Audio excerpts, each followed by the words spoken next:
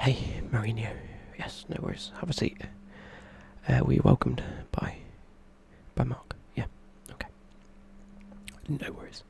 I'm just checking up on him, just making sure he's doing his job. Yeah. No, perfect. No, yeah.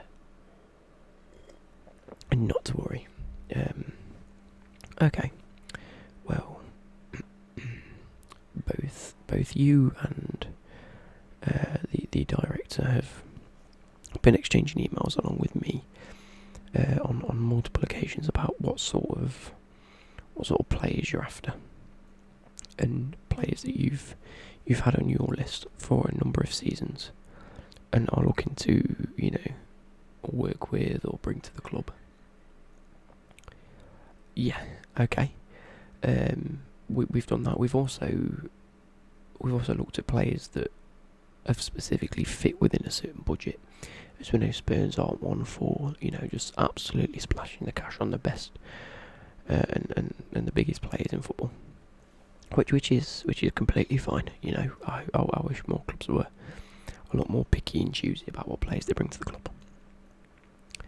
Okay. Yeah, and I think the three players that we've chosen here work particularly well with that sort of philosophy and everything. Okay. So yeah, is everything okay? Just before we start, if I was to say three specific positions on the pitch that you want to sort of improve and impose upon, where would they be? Okay.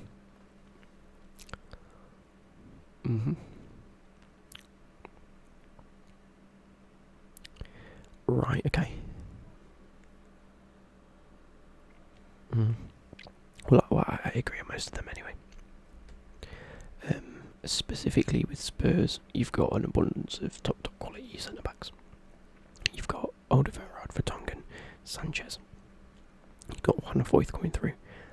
There's no doubt about that. Playing 3 or 4 at the back, no, playing 5 at the back with three central defenders, and or playing 4 at the back with 2 central defenders is not really an issue when we're looking at the centre backs. You've got the likes of Danny Rose on the left, and you've got the likes of Aurier on the right. But there's not really much depth there. You've got Kyle Walker-Peters. He's had some okay games, some not some great games. You've got really no one that rivals that left back spot for Danny Rose, other than maybe Alderweireld or Vertonghen dropping into that left back spot, which at times is okay, but not necessarily always the best option. So I think they're generally the biggest areas you really need to focus on. Yeah. Okay, so my voice is going a little bit hoarse at the minute, and so I'm trying to whisper a little bit more to really help that, and to stop me coughing a little bit too much. So I apologise if I whisper throughout this interview. Okay. And lastly, the sort of positions we want to look at is really the wing positions. If, as your sort of style is to play 5 at the back primarily, we've seen it a lot over the last few seasons, it's always the focus on who do you put at the back and who do you have in the middle, and then play whoever you want up top. To really rival that whole system, I want to be looking at a winger that can play either side, and or just do a job. You've got the likes of Young-Min Son that can play either as a striker or a centre forward, depending on how you view his role. You've got Lucas who can do exactly the same. You haven't got one that can really go. You've got ones that can go either from the right to centre forward, left to centre forward. You haven't really got one that can cross over. So I think that's a player that we need to look at in terms of both versatility and just a very good player. And just to re-clarify some points, the monetary value that I give you is going to be a market value, not what you can pick up the player for. Clubs, agents may demand higher or lower fees depending on whether they want out of a club or whether they've just signed a new contract with the club, sort of thing. Depending on how long's left on a contract. you know, you've been in this game long enough to know what I'm on about. But the value that I will give you is a market value. So take that with a pinch of salt. It's just what they're valued at. It's like saying at auction, this antique vase is valued at around £100. At auction, it could go for £120. It could go for £1,000. Similarly, it could actually go for £50 if not a lot of people show interest and you just want it gone. If you know what I mean. So the first player we'll look at is Junior Firpo, just breaking into the Barcelona team. I think rivaling Jordi Alba as a place at left back. Is a very, very good option. He's a young first team player. He's got a lot of experience under his belt, specifically at the end of last season and the start of this season. Got bags of potential.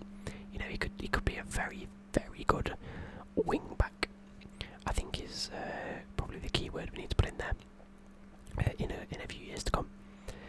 I think he'd specifically fit your system if you were looking to turn Spurs into a more five at the back formation. You've got the depth in at centre back. You haven't got the depth at the wing back. So bringing in someone like Firpo to play that fast attacking sort of left wing back style. You know, getting forward and back, being able to put crosses in. You know, we've seen this at Chelsea a little bit. You know, you've got the likes of Marcus Alonso, a brilliant left wing back, but a terrible left back. Whereas on the flip side of that, you have Emerson, who's a complete left back, not so great as a left wing back in a 5-back formation. Junior Firpo, on the other hand, has been playing a bit of both at Barcelona. He's been playing. I like him more when he's a wing back. Give him that sort of freedom to really push forward on the pitch and cross the ball in. But he's very, very disciplined enough to stay back when he is needed to. So if you do want to drop to a 4 at the back or a 5 at the back, but a lot more defensive, you know, someone say parking the bus. He is disciplined to stay back. I think it's a brilliant, brilliant option, being only 23 years old.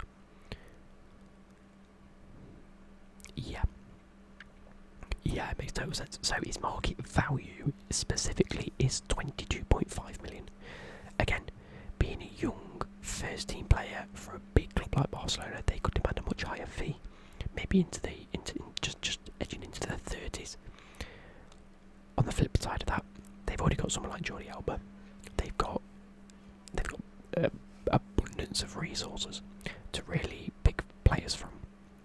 And so if you're in talks with them and say, look, we really need a left back, what can we offer you as players, and or maybe a swap deal or something like that, or even just because they may not necessarily view him the way that I view him, they could look to get rid of him for around 20. So I think it's a very limited priced left back, especially in today's market. I think it could be a very, very good option for you. Yeah. Okay, so not to sound like I'm repeating the same points, but we have a player at right back. You know, like we said, we've got Sergio Aurier, doesn't always have the best games. Specifically as a wing back. The same with Kyle Walker-Peters, a little bit better as a wing back, not so great defensively. We've got a player who is just killing it right now. Great first team player. He's had spells at Real Madrid before being loaned out to Dortmund, and he's made 22 appearances already for Dortmund. He's in their first team plans. He's currently on loan at Dortmund, so you will have to wait to the end of this season. But if you can strike a deal with Real Madrid before Dortmund make his loan move permanent, I think you could really, really get him on a bargain. Dortmund are going to be fighting you for this sort of player. And that's Achraf Hakimi. Yeah. Okay, so he's only 21 years old, which is... he's very young, but at the same time, he's proven, so I don't particularly want you to look at the age. I want you to look at what he's done and where he's at. You know, Mbappe is, 21? He's one of the best strikers in the world. Hakimi is 21. Is soon to be probably one of the better right backs or wing backs in the world. Bags of potential, bags of energy. And I think specifically in a 5-back system, you can see him playing a lot of that right wing back role again, similar to Firpo. you can have a player that has a little bit more freedom. He's absolutely fantastic with the ball at his feet, dribbling wise, agility wise, balance wise. Great. He's got class stamina. He can run up and down the pitch all game. It's not a player at the end of the game where you think, right, he's looking a little bit tired, let's take him off. So I think go and watch a few clips, try and get him scouted a little bit further, and just really gather reports on him. If you can strike a deal with Real Madrid in January to get him for the end of the season, I think that's a very good place to start. Okay. Yeah. So he's valued at 27 million currently. You are looking at maybe 35, 40 million for him. There's not a chance that you're going to get him for less than his value anyway. But knowing the Bundesliga and how player transfers work there, you could maybe get a bit of a bargain if Real Madrid and or Dortmund are willing to let him go, because I suppose it's ultimately Real Madrid's decision and the player's decision where he chooses to go. Dortmund, he'll have a lot more loyalties lying at Dortmund, so you may have to offer him an inflated contract. But if you can tempt Real Madrid with a bigger fee or more incentives or anything along those lines, then Real Madrid are going to be more likely to accept an offer from you than they are Dortmund. Okay, yeah. Okay, so the last player is more of a winger. 22 years old, he can play on either wing. Very fast, great dribbler. I've mentioned here just in my notes that he will rival both Son and Lucas to a first team place, because I think he's absolutely exceptional. I've gotten the report that he's a right midfielder. We've seen him play left midfield, left wing, right wing. Ultra versatile player here. And that is Leon Bailey. Playing for, again in the Bundesliga, playing for Bayern Leverkusen. Bayer Leverkusen, not Bayern Leverkusen. Apologies. Bayer Leverkusen. Yeah.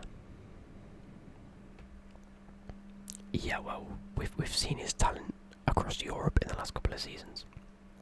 We've seen it in the Bundesliga. Surprisingly to me, I feel like he's been on the scene for years. Yeah, he's only 22 years old. I thought he was maybe 26, 27. He's not, he's very young. And to be as good as he is, and to be as prolific, or as well known as he is, really pays dividends. Especially considering his age. And now again, working within Spurs' budget, this is probably the most expensive player we're specifically looking at. He's valued at 36. You probably are looking at anywhere between 45 and 50 million for him, if Leverkusen offer him that.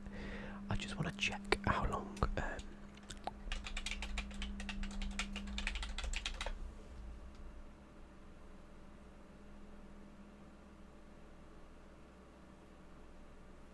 Okay, so Chelsea are actually looking into him as well, but his contract runs until 2022. Oh wait, hang on. Yeah, so hang on. I'm just trying to get this information. Oh, so 2023 is when his contract runs out, so he's not nearing the end of his contract specifically. So getting him on a cheap deal isn't really an option. However, he's a very, very great talented player. Yeah. Okay, so I can again make another note of that for you. Yeah. Brilliant. Well, that's all I like to hear. How are you rating all these options anyway? Good. Well, I appreciate the fact you like this service. And it's good to know, especially around this time of the year. Merry Christmas, by the way. Yeah. Especially around this time of the year, that our job is still appreciated by managers and clubs. Because it is a bit tough. It is tough, specifically in the middle of a season when clubs aren't particularly looking at specific players. They're more trying to weigh up their options. They've taken the start of the season as what it's been, and tried to really run with it and see what's needed to change. So I'm glad that we're sort of on the same page about things. Okay, so yeah, so from my perspective and my opinion, Hakimi is going to be the hardest to really get. With him being loaned out to Dortmund, you won't be able to get him to the end of the season anyway. Being a Real Madrid player, you're going to have to negotiate both with Real Madrid in a sense if he's a Real Madrid player, but you're then going to have to fight off Dortmund and the loyalties that lie with Dortmund for him. So that's going to mean an inflated cost at Real Madrid, an inflated cost with his wages and or incentives to really bring him to the club. And so that's going to be the most difficult. In all honesty, I think Leon Bailey might be the easier option in terms of bringing in players to the club. He has his loyalties with Leverkusen, but I think Spurs as a club can tempt him out of that. You know, Leverkusen isn't a top club. I mean, it's a brilliant club. It's a great club for development and really bringing in players. But when players talk about going to the big clubs, you know, you look at the top 6 in England: Bayern Munich, Dortmund, Barcelona, Real Madrid. So on that basis, I think the Firpo's that middle player. They already have options at left back, so maybe tempting them away from Barcelona may be a little bit easier. But with a young player coming through trying to take Jordi Alba's sort of shadow, or trying to come out of Jordi Alba's shadow into the limelight, maybe it may be a bit more difficult for him. So, you know, that's more of a whether Barcelona want to get rid of him or not. That can be discussed and talked through transfer values and whatnot. Whether I think the whole deal in that is working with the player. Does he think he's going to be the second choice for a few more years, or does he think that he's going to be the first team player for the next couple? If he thinks he's going to be the first team player, then it might be a bit hard to tempt him away from, you know, the big Barcelona. But if he thinks he's going to be second place, yeah, he can be first choice at Spurs. I think that might be a very good incentive for him. Leon Bailey, I think he'll try and get into the squad as quick as he can. He's one of those players that will just, I want to say, hit the ground running. You know, we don't like to place that sort of pressure on a player, but he doesn't seem to be the type that just sacks it off and is a little bit lazy. So I think he'll really try hard to make his way into the team, especially to beat Lucas and Son, who can both play in a striker position. Yeah, okay, so I'll forward these notes on and I'll send them to the director and see what he says. Yeah, well, I think that concludes the meeting. So I shall catch you later. Good.